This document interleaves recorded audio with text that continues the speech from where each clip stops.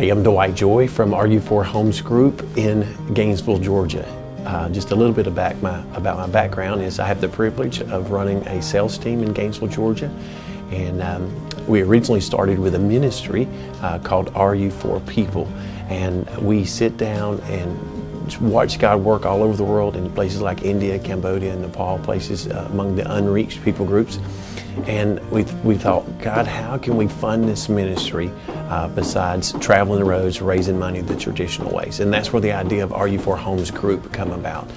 So me and my wife, we sit down, we prayed through it, and we just talked through it and begin to try something different. We literally are running a real estate sales team in order to fund a ministry for RU4 People. So currently today we have a team of 8. We have 4 OSAs, 1 in ISA, a couple of admin marketing specialists, and God's growing our team. We're super excited about it because we're taking those proceeds from the real estate sales and we're using it to fund a ministry around the world. And this is one of the things I'm most excited about is long after people has bought and sold a home with our team, they're going to be reaping those benefits in eternity. So we're super excited about that. And then as far as Rudy Kusuma goes, I love Rudy Kusuma. He is a sharp guy.